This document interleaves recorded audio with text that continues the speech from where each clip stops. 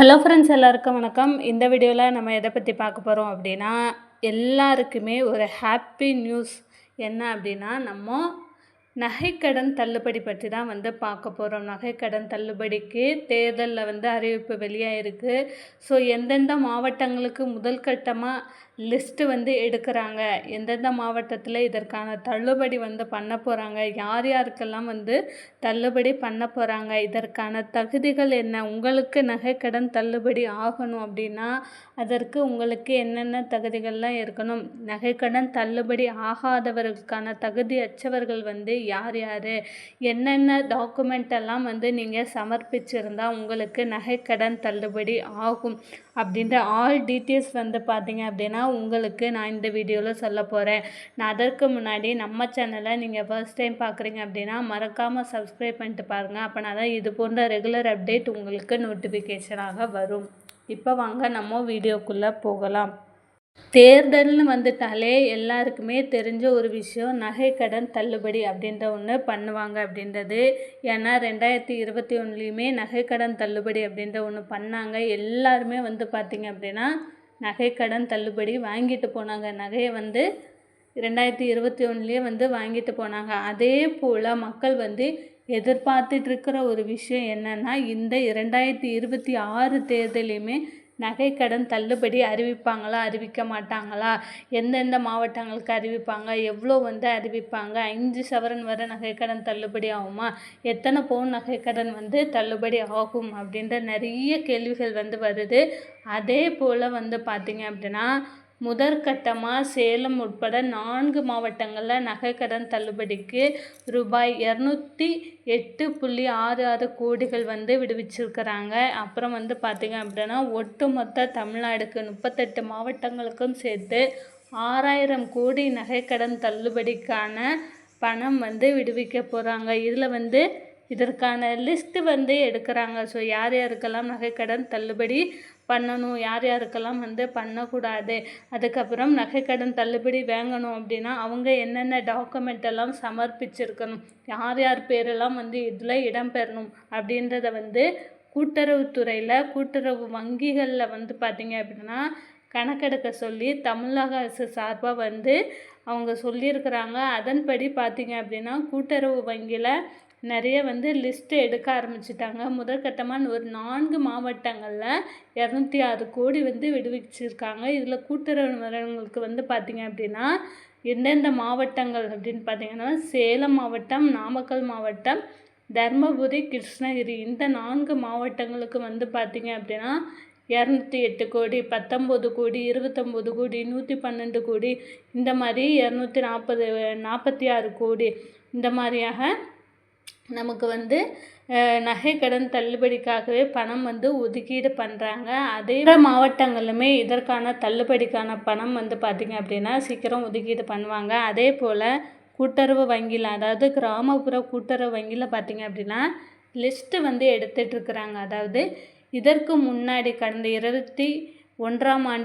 2021 ஆண்டு பார்த்திங்க அப்படின்னா யாரெல்லாம் நகைக்கடன் தள்ளுபடி மூலமாக நகைக்கடன் பெற்றிருக்கிறாங்க, யாரெல்லாம் பெறல, யாரெல்லாம் விவசாய கடன் வாங்கியிருக்கிறாங்க, யாரெல்லாம் பார்த்திங்க அப்படின்னா பயிர்க்கடன், யாரெல்லாம் சுய உதவி குழுக்களின் கடன், அந்த மாதிரி எவ்வளோ கடன் வாங்கியிருக்கிறாங்க அப்படின்ற லிஸ்ட்டு எடுத்திருக்காங்க. அதே போல் பார்த்திங்க அப்படின்னா நம்ம நகைக்கடன் வச்சுருந்தோம் அப்படின்னா எத்தனை பவுன் வரை நகைக்கடன் வச்சுருக்கோம், எத்தனை பவுனுக்கு வச்சுருக்கோம், எவ்வளோ ரூபாய்க்கு வச்சுருக்கோம், எத்தனை தடவை பார்த்திங்க அப்படின்னா நம்ம அதற்கு வட்டி கட்டியிருக்கோம் அப்படின்ற ஆல் டீட்டெயில்ஸ் பார்த்திங்க அப்படின்னா கூட்டுறவு வங்கியிலேருந்து எடுக்க ஆரம்பிக்கிறாங்க.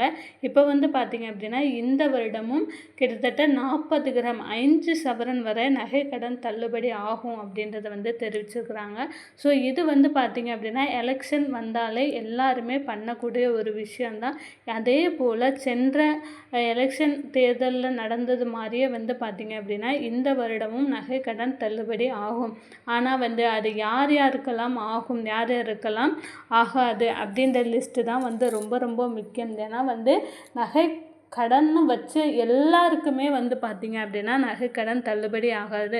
குறிப்பிட்ட நபர்களுக்கு மட்டும்தான் நகைக்கடன் தள்ளுபடி ஆக போகுது.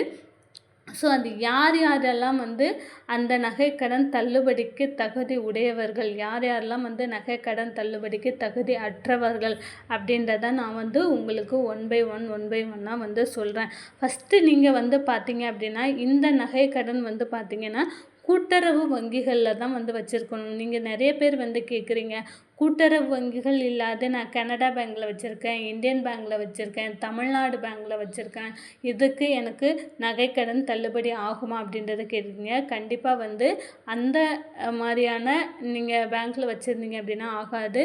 கண்டிப்பாக உங்களுடைய கிராமத்தில் உள்ள கூட்டுறவு வங்கியில் தான் வந்து நீங்கள் வச்சுருக்கணும். ஸோ இதன்படி நமக்கு யார் யாருக்கெல்லாம் நகைக்கடன் பெற ஃபஸ்ட்டு தகுதியானவர்கள் அப்படின்றத பார்க்கலாம். ஃபஸ்ட்டு வந்து பார்த்திங்க அப்படின்னா, நகைக்கடன் வந்து தமிழக அரசால் வழங்கப்பட்டுள்ள குடும்ப அட்டை அதாவது வந்து பார்த்திங்க அப்படின்னா ரேஷன் கார்டு நீங்கள் வந்து வச்சுருக்கணும்.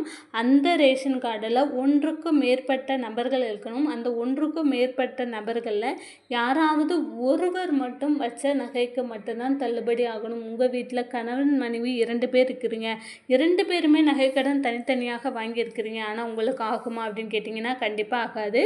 குடும்பத் தலைவர் இல்லை தலைவி யாராவது ஒருத்தருக்கு தான் வந்து 40 கிராம் அதாவது 5 பவுன் வர தகுதிகள் இதர தகுதிகளுக்கு உட்பட்டு அவர்கள் நகைக்கடன் தள்ளுபடி செய்யப்படும் அப்படின்றத வந்து சொல்லியிருக்காங்க. அதற்கப்புறமா குடும்ப அட்டையில் 5 பவுனுக்கு மிகாமல் 5 பவுனுக்கு அதிகமாக நீங்கள் வந்து கடன் வாங்கியிருந்தீங்க, அதாவது 7 பவுன் 8 பவுன் நீங்கள் வச்சுருந்தாலுமே வந்து பார்த்தீங்க அப்படின்னா மீதமுள்ள நகைக்கடன் மட்டுமே வந்து தள்ளுபடி பண்ணப்படும் அப்படின்னு சொல்லியிருக்கிறாங்க. அதாவது நீங்கள் வந்து 5 பவுன் மட்டும் உங்களுக்கு தள்ளுபடி பண்ணுவாங்க. அதற்கப்புறமா மீதமுள்ளது வந்து உங்களுக்கு பொது நகைக்கடனில் வந்து உங்களுக்கு ஆட் ஆகிடும். அதுக்கப்புறமா 5 பவுன் மட்டும்தான் வந்து உங்களுக்கு நகைக்கடன் தள்ளுபடி பண்ணுவாங்க. இன்னும் வந்து பார்த்தீங்க அப்படின்னா உங்களுக்கு குடும்ப அட்டை, அதற்கப்புறம் வந்து பார்த்தீங்க அப்படின்னா உங்களுடைய ஆதார் கார்டும் உங்களுடைய குடும்ப அட்டை எண்ணும் கண்டிப்பாக 2மே உங்களுடைய கூட்டுறவு வங்கிகளில் வந்து இணைச்சிருந்தால் மட்டும்தான் உங்களுக்கு நகைக்கடன் தள்ளுபடி ஆகும். அதற்கப்புறமா பார்த்தீங்க அப்படின்னா நீங்கள் 2021ஆம் ஆண்டு வந்து நகைக்கடன் வந்து வாங்கியிருக்கிறீங்க, ஆனாலும் இந்த வருடம் ஆகுமா அப்படின்னு கேட்டிங்க அப்படின்னா கண்டிப்பாக இந்த வருடமும் இந்த எலெக்ஷன்லேயுமே வந்து பார்த்தீங்க அப்படின்னா உங்களுக்கு ஆகும். அதே மாதிரி பொருள் வாங்காத குடும்ப அட்டையினருக்கு வந்து கிடையாது. போன வீடியோலேயே நம்ம சொல்லியிருந்தோம் யார் யாருக்கெல்லாம் வந்து கிடையாது அப்படின்னு. இன்னும் நிறைய பேருக்கு வந்து நகைக்கடன் தள்ளுபடி வந்து சேர்ப்பாங்க. இதற்காக லிஸ்ட்டு வந்து பார்த்தீங்க அப்படின்னா அஃபீஷியலாக நமக்கு ஜனவரி மாதத்தில் வெளியிட்டுருவாங்க அப்படின்றத வந்து சொல்லியிருக்காங்க. ஸோ அடுத்த வருடமே உங்களுக்கு உங்களுடைய நகை வந்து கிடைத்துவிடும். சீக்கிரமாகவே உங்களுக்கெல்லாம் நகைக்கடன் தள்ளுபடி ஆயிருக்கு அப்படின்ற லிஸ்ட்டை வந்து அவங்க வந்து வெளியிட்டுருவாங்க. கண்டிப்பாக வந்து பார்த்திங்க அப்படின்னா ஒவ்வொரு மாவட்டங்களையும் லிஸ்ட்டு வந்து எடுத்துகிட்டு வராங்க. மேலும் இந்த நகைக்கடன் தள்ளுபடி சம்மந்தமான அனைத்து தகவலுக்கும் மறக்காமல் நம்மளுடைய சேனலை சப்ஸ்கிரைப் பண்ணுங்கள். தேங்க்யூ.